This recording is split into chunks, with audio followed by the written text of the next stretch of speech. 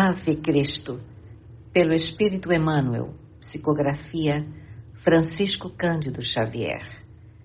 Segunda parte, capítulo 1, parte 2, provas e lutas. Instintivamente lembrou-se de Varro e pela primeira vez refletiu amplamente nas tempestades que haviam desabado no caminho paterno. Que forças sobre-humanas teriam conseguido sustentá-lo? Como pudera o genitor suportar o infortúnio doméstico sem trair a superioridade moral que lhe conhecera? Rememorou as palavras que lhe ouvira in extremis, detendo-se em analisar a elevada concepção paternal com respeito aos direitos da mulher.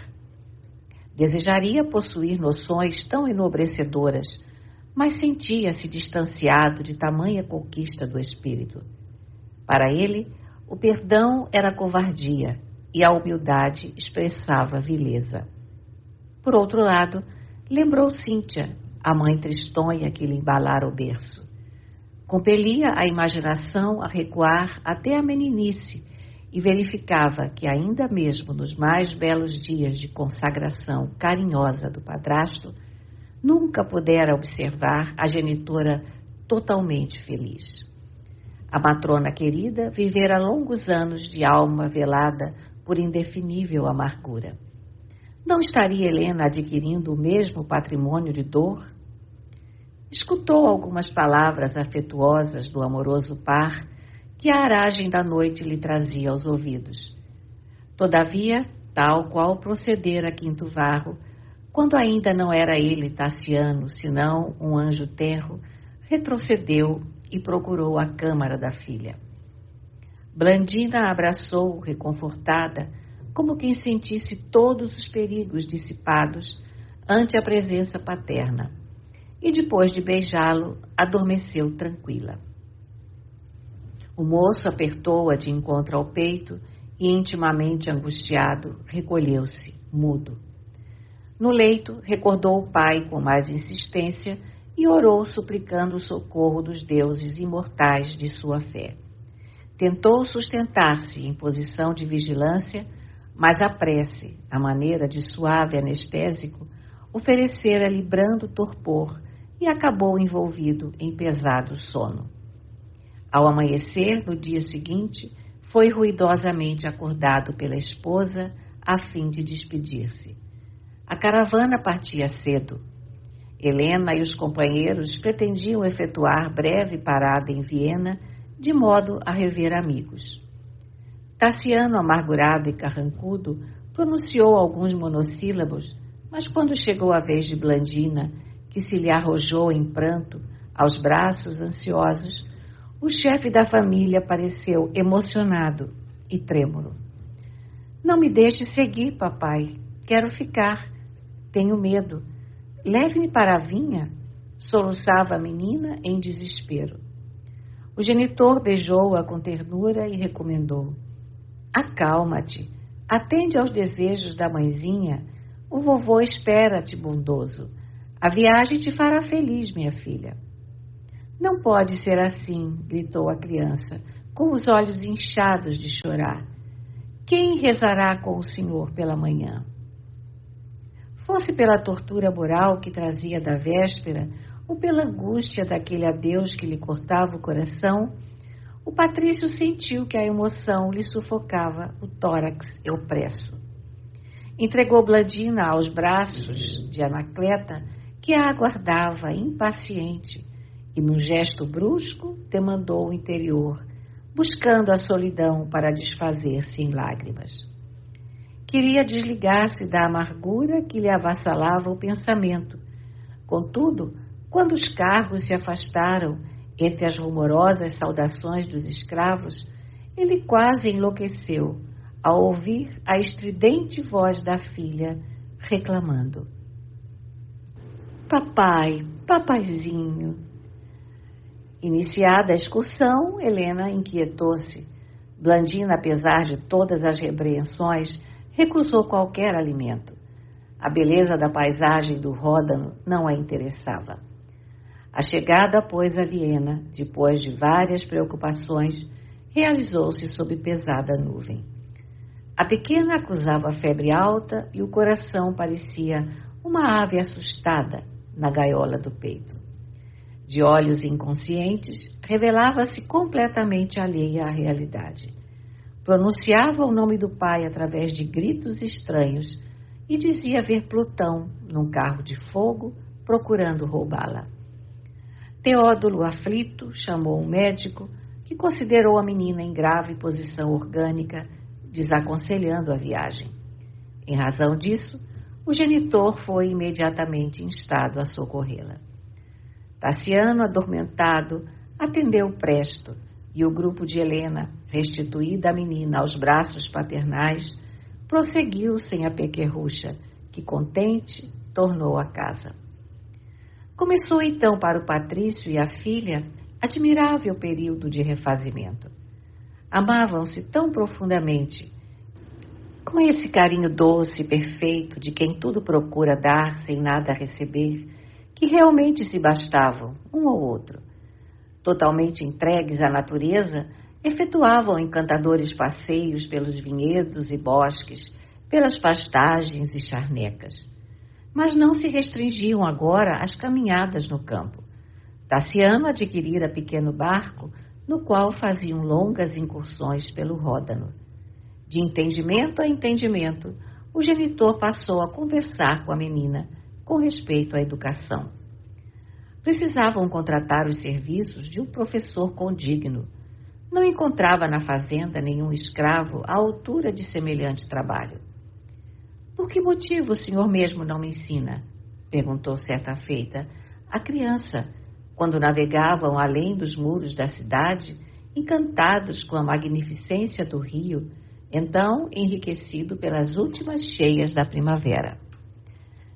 De mim mesmo não posso, esclareceu Tassiano bondoso. Não saberíamos nós dois garantir um programa disciplinar como se faz imprescindível. Blandina parou o olhar no soberbo quadro em torno. O crepúsculo descera vagaroso, mergulhando a terra em leve sombra, e as constelações no alto começavam a luzir. Tassiano remava sem dificuldades, subindo a corrente, desde o ponto de confluência do Saona, tornando ao centro da cidade, auxiliado pelas virações vespertinas. Pareciam absortos no grande silêncio, apenas cortado de quando em quando pelo vôo célere de passarinhos retardatários, quando ouviram a veludada voz de mulher gorjeando na ribeira do rio. Estrelas, ninhos da vida, entre os espaços profundos, novos lares, novos mundos, velados por tênue véu. Aladas rosas de Ceres, nascidas ao sol de Eleusis, sois a morada dos deuses que vos engastam no céu. Dizei-nos que tudo é belo, dizei-nos que tudo é santo, ainda mesmo quando há pranto no sonho que nos conduz. Proclamai a terra estranha, dominada de tristeza, que em tudo reina a beleza, vestida de amor e luz. Quando a noite for mais fria, pela dor que nos procura, rompei a cadeia escura que nos prenda o coração, acendendo a madrugada no campo de novo dia, onde a ventura irradia eterna ressurreição. Dai consolo ao peregrino que segue à mercê da sorte, sem teto, sem paz, sem norte, torturado, sofredor. Templos do azul infinito, descerrai a humanidade, a glória da divindade, na glória do vosso amor. Entre lasninhos da vida, entre os espaços profundos, novos lares, novos mundos, velados por tênue véu, aladas rosas de Ceres, nascidas ao sol de Eleusis, sois a morada dos deuses que vos engastam no céu. Quem estará cantando assim? perguntou Blandina, admirada. Tassiano, impressionado, remou quase que instintivamente na direção de acolhedora praia vizinha. E à frente da jovem que cantava, ele e a filha não puderam conter a simpatia que lhes nascera nos corações. Amarrou o barco à margem e desceram. A moça, surpreendida, veio ao encontro da pequena, exclamando: bela menina, que os deuses te protejam. E protejam também nossa bela desconhecida, murmurou Tassiano, bem-humorado. E no propósito de dissipar-lhe a timidez, acrescentou: por Serapis, nunca ouvi antes tão formoso hino às estrelas. Quem teceu tão lindo poema?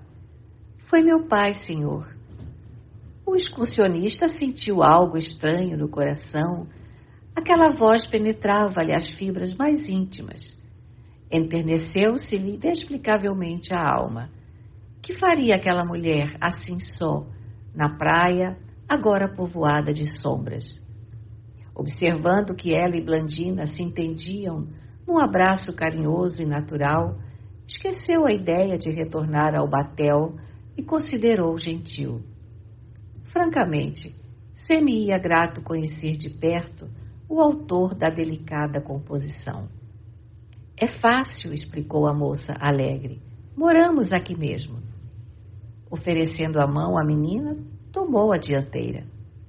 O trio, depois de alguns passos, penetrou uma casa singela em cuja peça mais importante, uma sala acanhada e desconfortável, um velho, à claridade de 2 tochas, consertava precioso alaúde.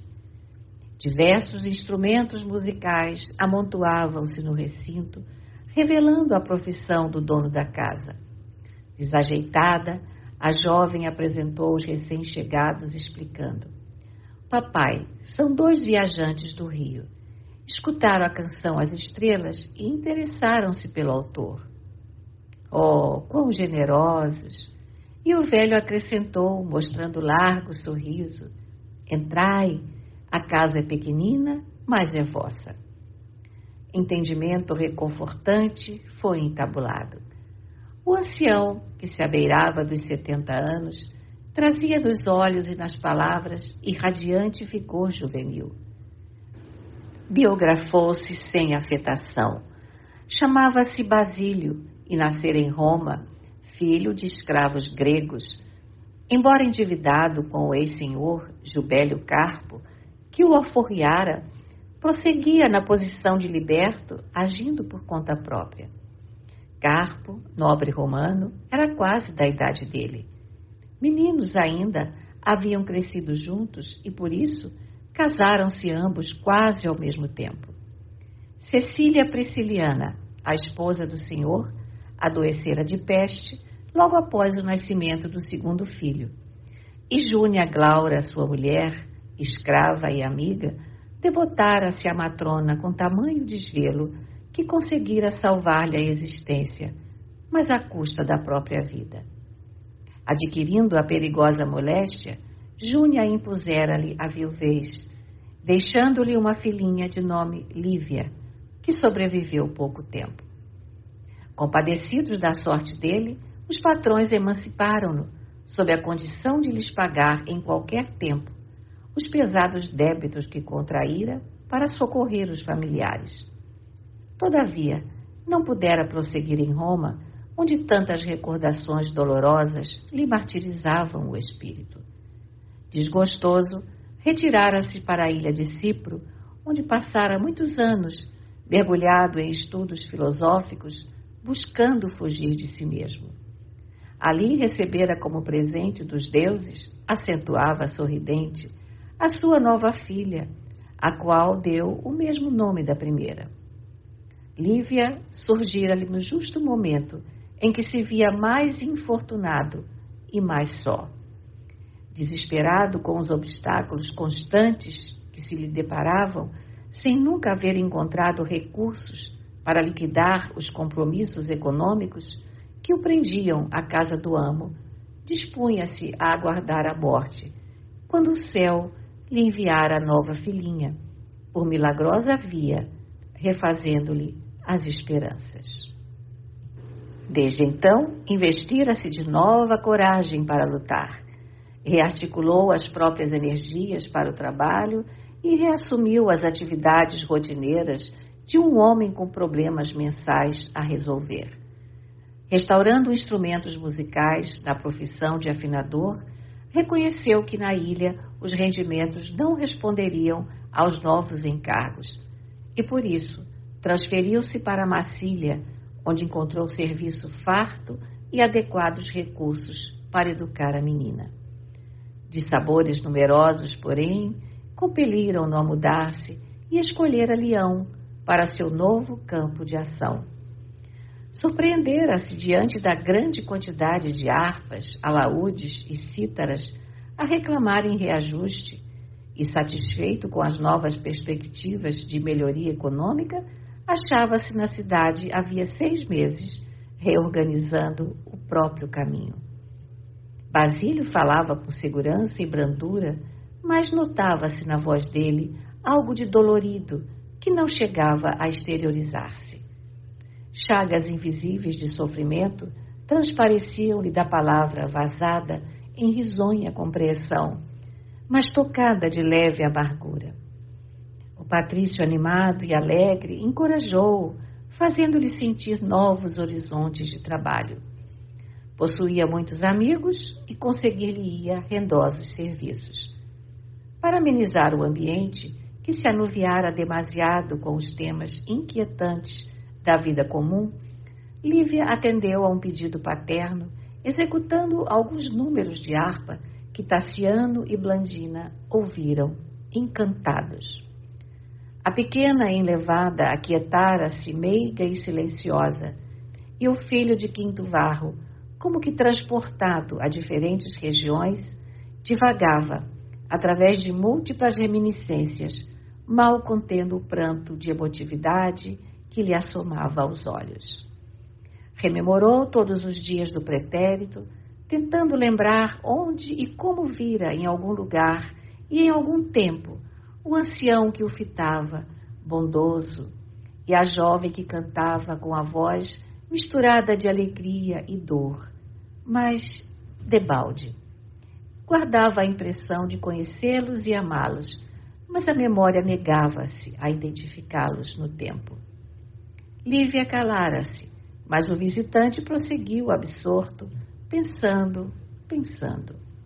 Foi Blandina quem lhe interrompeu as reflexões, inquirindo carinhosa: Papai, o senhor não acha que Lívia poderia ser minha professora? Um sorriso geral desabrochou na sala pobre. A ideia foi jubilosamente aceita. E naquela noite, quando o adeus se fez sentir, revestido de compreensão e ternura, Tassiano afastou-se renovado. Esquecera as lutas e os problemas do próprio destino, qual se houvera sorvido o milagroso néctar dos deuses. O coração do patrício, antes taciturno e angustiado, parecia reviver.